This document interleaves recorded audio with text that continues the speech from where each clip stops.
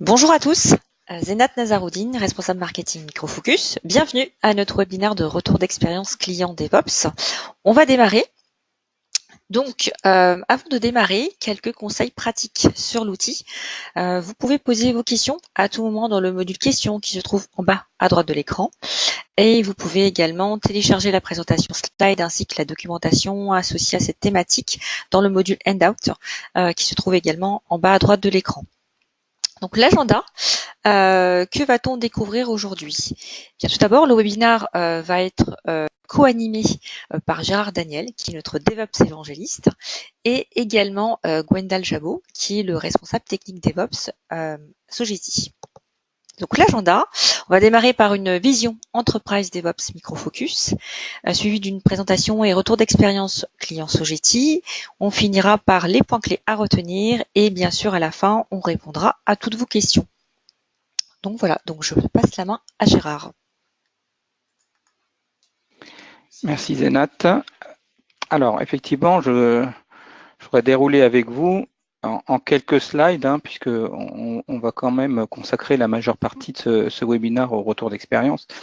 Mais je voudrais consacrer avec vous quelques minutes pour vous présenter très rapidement quelle est la vision de Microfocus sur ce que nous appelons nous l'Enterprise DevOps. Et avant de commencer par cela, je souhaitais juste rappeler quels sont les 4 focus areas qui aujourd'hui sont la représentation du portefeuille de solutions proposées par Microfocus. Alors, ce portefeuille, il est là pour supporter la transformation numérique des entreprises, de nos clients. Il se divise en 4. Alors, la première, et dont on va parler cet après-midi pendant ce webinaire, c'est Enterprise DevOps. C'est donc ici qu'on va retrouver toutes les solutions qui vont permettre à nos clients de mettre en place de manière outillée des initiatives DevOps qui vont aller évidemment de la partie planification jusqu'à la partie suivi en production. On va regarder un petit peu quelques exemples justement de clients qui ont mis ça en œuvre avec notre partenaire Sogeti. Le deuxième focus area, c'est ce qu'on appelle l'hybrid IT management. Donc c'est quelque chose que l'on voit aujourd'hui de manière importante et notamment une transformation en profondeur des équipes de production et qui aujourd'hui mettent en place de nouvelles manières d'opérer les services qu'ils fournissent à leurs utilisateurs. Alors ça peut passer évidemment par des choses comme le cloud privé, le cloud public et pourquoi pas la mise en place de virtualisation ou même de Docker et autres microservices. Mais c'est aussi des manières différentes de superviser les applications.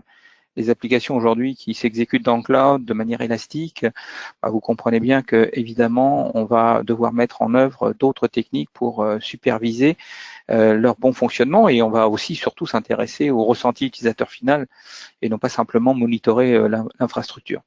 Tout ceci bien sûr avec un portail et du service management pour permettre à nos utilisateurs d'être le plus autonome possible par rapport finalement à cette IT. La troisième focus area, c'est Security, Risk and Governance, donc tout ce qui va concerner en fait la sécurité, la gestion des données. C'est évidemment très en vogue aujourd'hui depuis mai dernier où la GDPR est devenue une réalité. Vous allez retrouver chez Microfocus beaucoup de solutions autour de la gestion de sécurité. Alors bien sûr peut-être traditionnel, périmétrique à travers de firewall et de l'analyse de log, mais aussi de la sécurité applicative.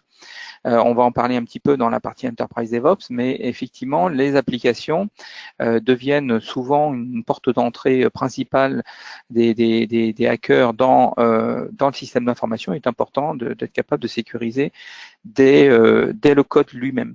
Et la gouvernance des données, évidemment d'actualité avec la GDPR, mais c'est aussi être capable de proposer des solutions, notamment pour l'encryption des données de bout en bout, de façon à ce que, même si par malheur les données étaient capturées à l'extérieur, elles ne soient pas facilement exploitables car cryptées. La dernière focus area, c'est Predictive Analysis. Donc c'est ici où vous allez retrouver tout un tas de solutions qui sont dédiées dans des approches que traditionnellement on peut appeler Big Data, mais c'est aussi une focus area qui infuse dans les trois autres. Et on va retrouver notamment, que ce soit dans l'hybrid IT ou l'enterprise DevOps, des use cases qui vont tirer parti notamment des capacités d'analyse de grandes données, que ce soit par exemple des fichiers de log ou autres fichiers de journalisation, et qui vont permettre un petit peu par leur analyse d'éclairer les utilisateurs. Alors ça peut être des choses aussi simples que être capable d'analyser les logs qui sont produits par un serveur d'intégration continue dans le cadre de tests de non-régression. Et là, effectivement, on peut parler de milliers de tests qui s'exécutent avec des logs à foison.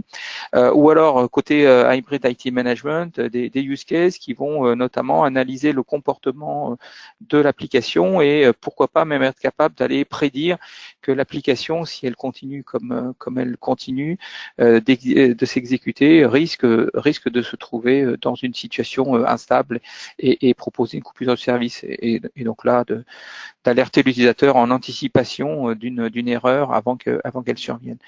Donc ces quatre focus area sont effectivement la manière aujourd'hui de recevoir le portefeuille des solutions microfocus. Et le zoom de cet après-midi sur l'Enterprise DevOps, en fait, on peut le résumer sur ce slide-là, qui est à travers la phrase la transformation de la manière dont on va prévoir, construire, builder notre application, la tester, la déployer sur les différents environnements et bien sûr l'opérer en production. Pas exclusivement, on va dire, pour les applications de type mobile ou site web, qui sont finalement celles qu'on pense au début très légitimes à être réalisées dans un mode DevOps. Mais aujourd'hui, les solutions microfocus peuvent vous permettre de mettre en place ce type d'approche pour toutes vos applications, y compris, pourquoi pas, celles même qui tournent sur du mainframe. Les quatre grands pans qu'on va retrouver dans l'Enterprise DevOps, c'est évidemment la planification et la gouvernance. C'est ici où on va effectivement, à travers la valeur que l'on va vouloir fournir à nos utilisateurs, prioriser plutôt tel projet, plutôt tel produit au niveau de notre portefeuille. Ça passe ensuite en développement et tests, donc là vraiment les phases traditionnelles de build, classique, et de tests très souvent automatisés, mais n'oublions pas également que le test manuel fait partie de cette étape. Mais c'est vrai que dans des approches DevOps, on va aussi viser une maximisation de l'automatisation des tests. Quand tous ces tests sont faits, eh bien se déroule la phase de déploiement et gestion de release. Donc, il va s'agir ici de transporter presque physiquement les binaires d'un environnement à un autre, par exemple d'un environnement de dev à l'environnement de test à intégration, de intégration à UAT, pré-prod, prod, etc., dépendamment des environnements que vous pouvez avoir chez vous pour gérer tout cela. Et puis, évidemment, la dernière partie, c'est une fois que l'appli est en prod, la vie s'arrête pas. On va justement superviser et monitorer l'application telle qu'elle est produite.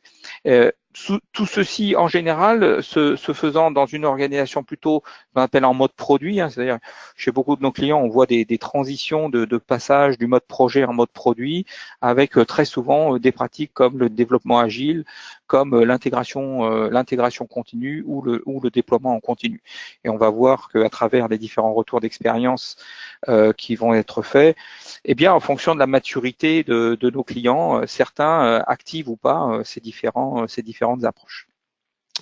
Pour faire la transition avec ce qui va être présenté en termes de retour d'expérience Sogeti, on voulait mettre en avant juste deux questions qui ont été posées dans le cadre du World Quality Report. Donc c'est une étude qui est faite conjointement avec Microfocus et Capgemini Sogeti sur un petit peu l'éclat de l'art de la qualité dans les entreprises au niveau mondial. C'est la 10e édition, donc on commence à avoir effectivement beaucoup de données.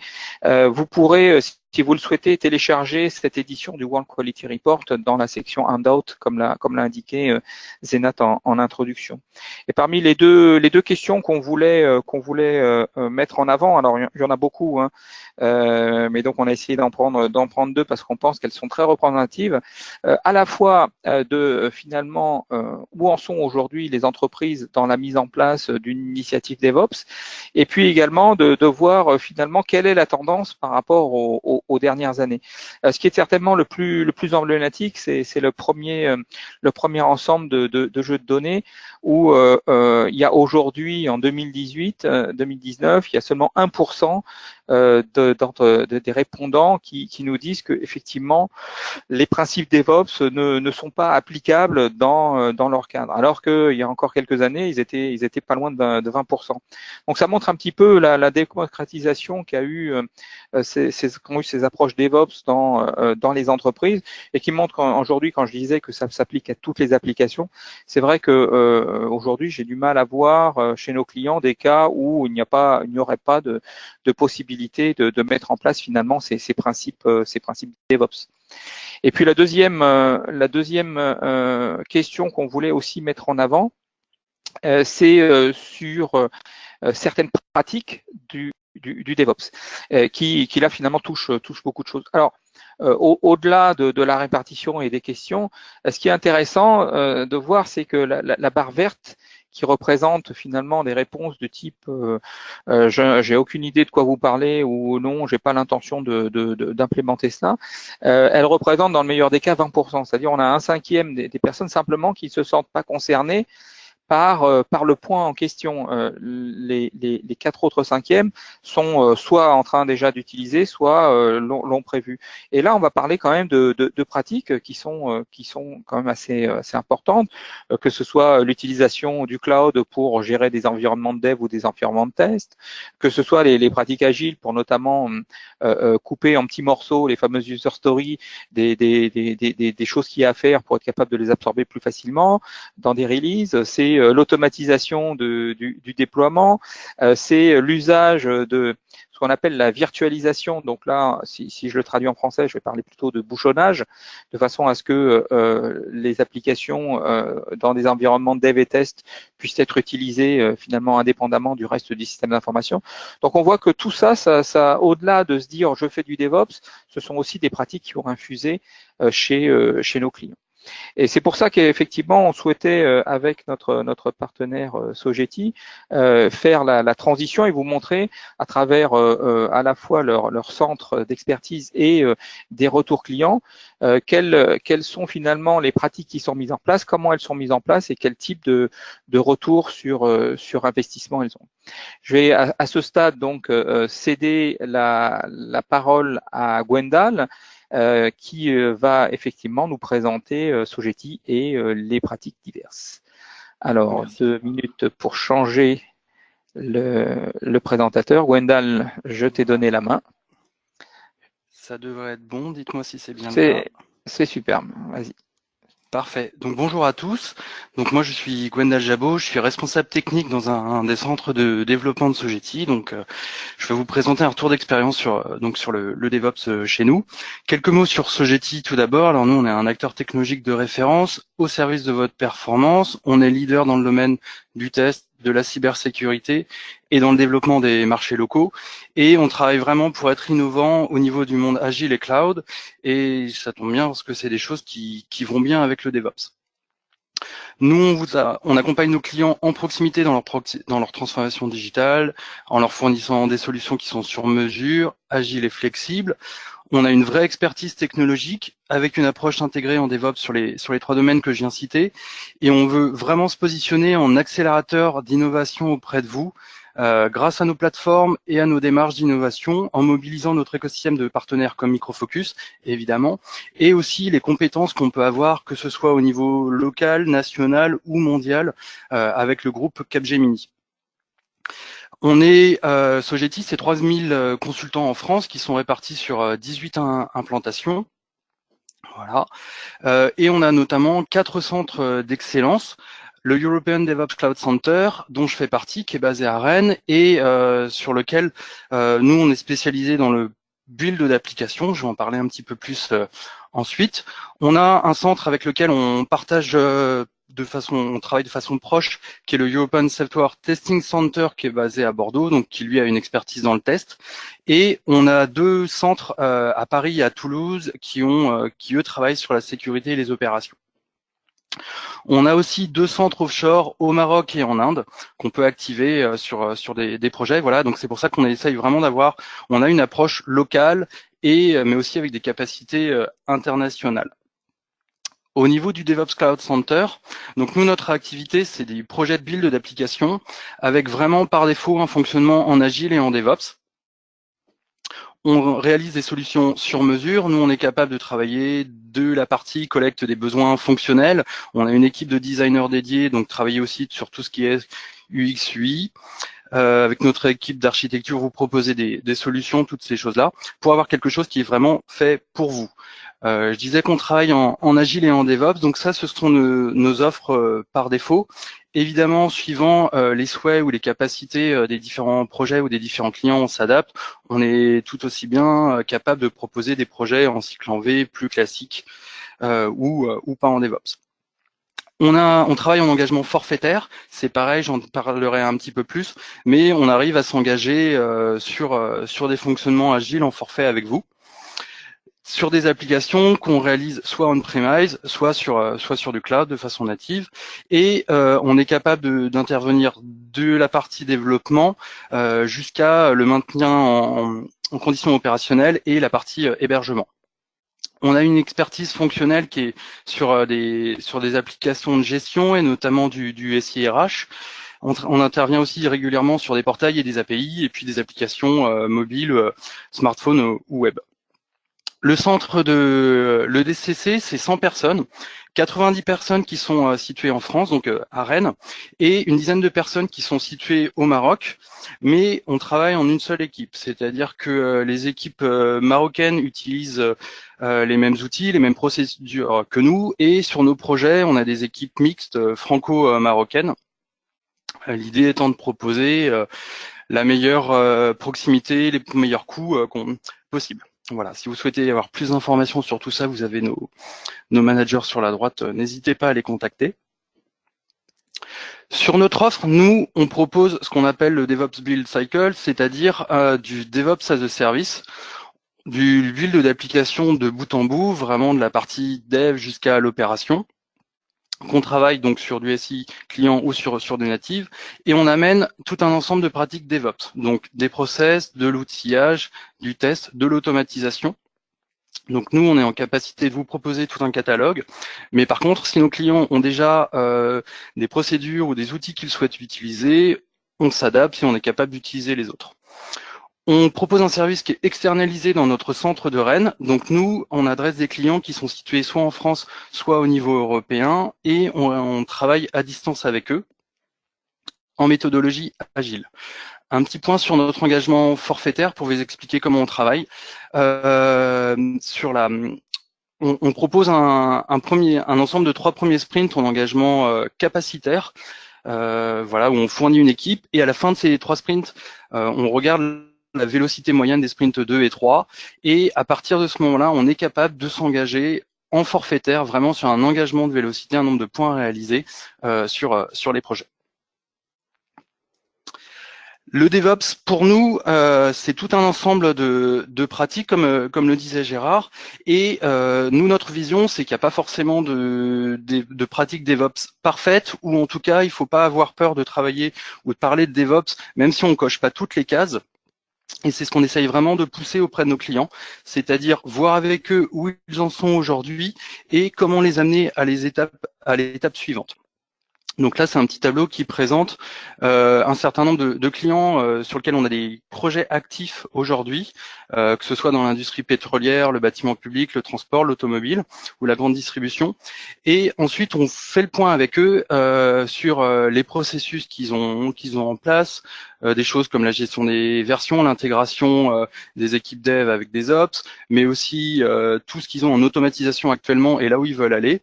Et en fonction de ça, on construit un parcours DevOps pour les accompagner, les aider à s'outiller et à se transformer pour aller vers de meilleures pratiques.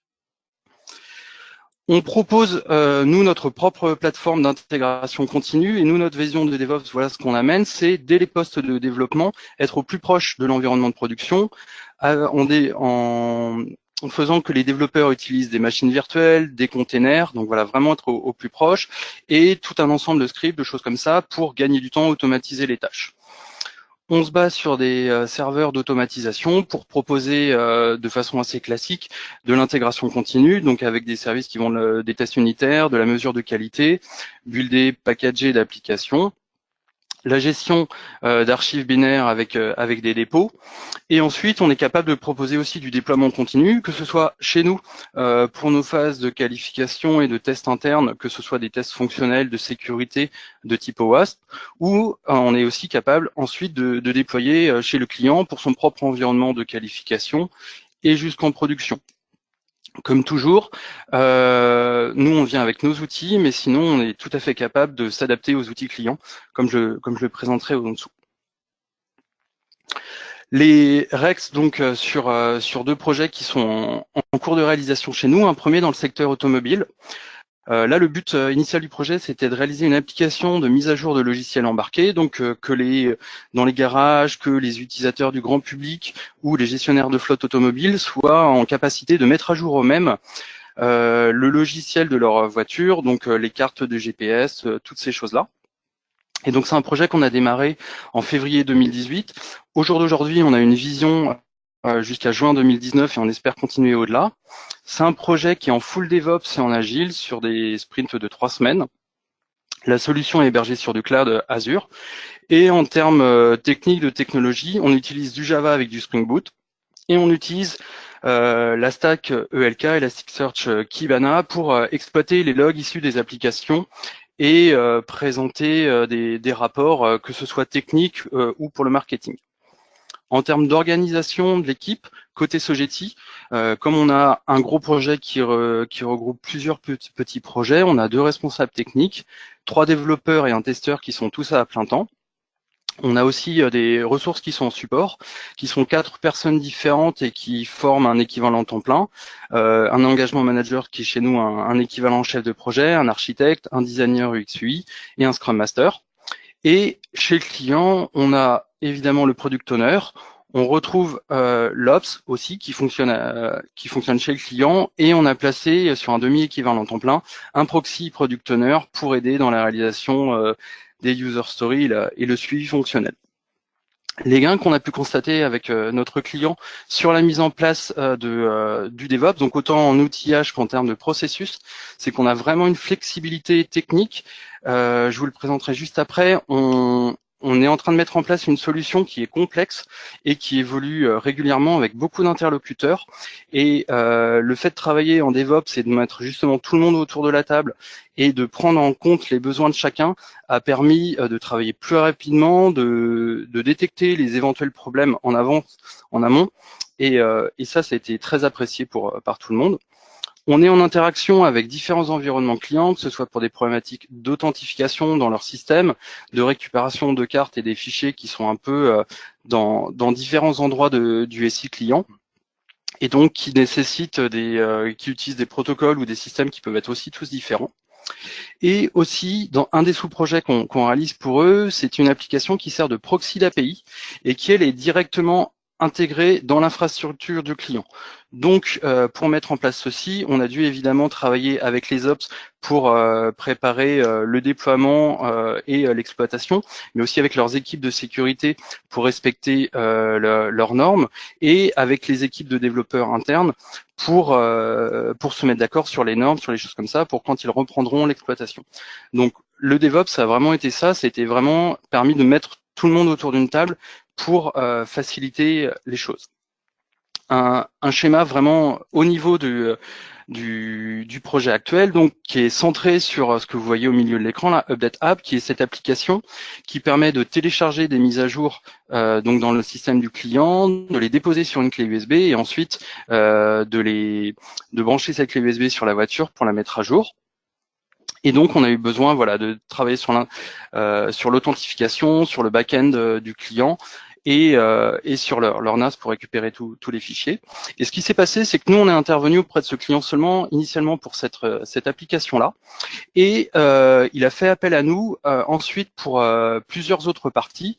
Sur la gauche, le proxy d'API, donc qui est dans le backend customer, et la mise en place d'une solution sur Azure d'hébergement de fichiers et de gestion des logs, parce que lui, tout simplement, en interne, ses équipes n'arrivaient pas à sortir les choses dans les délais qui étaient souhaités, et nous, notre démarche DevOps nous a permis de répondre à ces délais et à ces contraintes.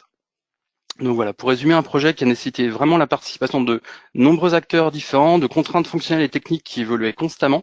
Et donc, le fait de travailler en DevOps et en Agile a permis d'avoir cette flexibilité qui était nécessaire. Nous avons impliqué les différents acteurs opérationnels clés, notamment dans les rituels agiles, pour intégrer leurs contraintes. Encore une fois, pour des questions de sécurité, de format de livraison, de processus de déploiement, mais aussi pour l'exploitation des logs des personnes du marketing, pour savoir les dashboards dont ils pouvaient avoir besoin. Et pour le projet d'API, de proxy API, on a pu mettre en place une automatisation complète du delivery, que ce soit pour les phases de build, de test unitaire, d'analyse de qualité, ce qui est ça toujours plutôt classique, mais aussi tous les tests fonctionnels, les processus de release et de déploiement. Aujourd'hui, on est en capacité technique de déployer jusqu'en production. Et là, on est plus en train de voir avec le client si c'est ses propres équipes derrière qui veulent faire la mise en production ou pas. Mais techniquement, on serait capable de le faire. Second retour d'expérience, un autre client dans le domaine du transport, du rail français. Là, la réalisation d'une API pour mettre à jour et à disposition des données sur des équipements et des services. Donc, on est sur un projet qui a démarré depuis 1 an, qui représente 2000 jours hommes. C'est à peu près 14 sprints chez nous, toujours en DevOps et en Agile, et aussi sur de l'hébergement Microsoft Azure. Et là, sur des technologies Java, JavaScript, Angular et MongoDB. Au niveau de l'équipe, on va retrouver un responsable technique, Scrum Master, des développeurs, un testeur, des fonctions de support, là aussi sur un équivalent temps plein, un proxy product owner, donc situé chez le client, qui cette fois a un temps plein. Et là, la différence sur l'Ops, c'est que c'est un Ops qui est employé par le client et qui, 1 jour par semaine, vient physiquement dans les locaux de Sogeti, travailler avec nous, avec notre équipe, pour mener la conduite du changement, préparer les opérations suivantes et s'assurer que tu fonctionnes. Les gains qui ont été constatés avec ce projet, c'est qu'on a on a réduit de façon drastique les délais de mise en production, parce que avant on était sur un processus qui prenait environ 2 jours, et maintenant on est sur 4 heures. On a amélioré la qualité en divisant par 5 le taux d'anomalie, et on a pu répondre aux besoins de fonctionnalité, de flexibilité du client, qui, par le fonctionnement de sa structure, avait besoin de redéfinir les priorités toutes les 3 semaines, ce qui pour nous correspond à un sprint. Et donc voilà, l'approche DevOps et Agile a permis de répondre à ça. Quelques points supplémentaires. On se base sur l'organisation, le fonctionnement et les outils du client, c'est-à-dire qu'on utilise son gestionnaire de source, son serveur d'automatisation, son sonar pour l'analyse de qualité et son système de ticketing. Tous les ops sont des employés du client et un est intégré dans l'équipe Sogeti. En termes de tests et validation, on travaille sur du test-driven development, donc réalisation des tests avant de commencer les développements, et sur du behavior-driven development, c'est-à-dire dans les tests vraiment définir ce qui est attendu pour vérifier, pour valider plus facilement. Les tests là aussi sont entièrement automatisés. Et on a intégré les ops dans les décisions de projet, vraiment avec le chef de projet. Ils sont invités à exprimer leurs besoins. Et on fait intervenir les interlocuteurs techniques, et pas seulement les ops, dans les différentes cérémonies Scrum, et notamment dans le daily meeting, pour travailler ensemble et repérer et lever les obstacles plus efficacement. Voilà. Je vous remercie. Je ne sais pas s'il y a des questions. Merci Gwendal. Oui, il y a une question. Généralement, le DevOps se fait avec des équipes qui sont physiquement à un seul endroit. Et donc, comment on fait pour les équipes qui sont à distance? Alors, pour nous, effectivement, ça c'est le fonctionnement de notre centre. Nous, tous nos projets se font en remote par rapport aux clients. Donc nous, c'est une habitude qu'on a. Et pour nous, DevOps, avant de parler d'outils ou de process, c'est une façon de penser. Et donc d'inclure tous les interlocuteurs, je pense que j'ai insisté peut-être un peu lourdement là-dessus sur mes 2 retours d'expérience, mais c'est de mettre autour d'une table, alors physique ou virtuelle via des outils de communication, mais vraiment d'identifier tous les acteurs, toutes les parties prenantes et d'avoir leurs besoins et de voir comment on peut travailler ensemble. C'est ensuite amener effectivement les bons process et les outils pour pouvoir aider donc par des projets comme des produits comme Octane que vous proposez.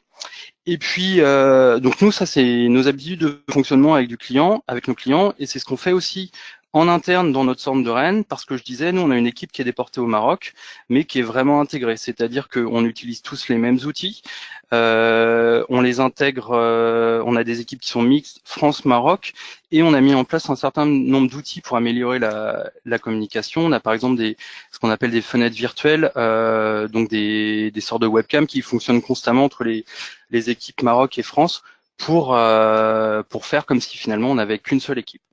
Et nous, notre constat, c'est que les choses marchent plutôt bien. Parfait, merci Gwendal. Donc, on va l'heure tourne, donc on va répondre à toutes les questions posées par email juste après le webinaire.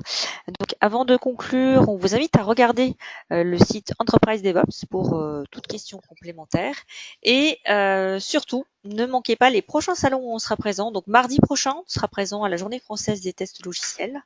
Et du 17 au 19 avril, nous serons présents au salon DevOps. Donc, le JFTL, Sogeti sera également présent. Et pour finir, n'oubliez pas de répondre à l'enquête de satisfaction qui va s'afficher juste à la fin, parce que votre avis est important pour améliorer la qualité de nos webinaires. Donc, merci à tous pour votre participation. Gérard et Gwendal, merci pour votre présentation. Très bon après-midi et à bientôt.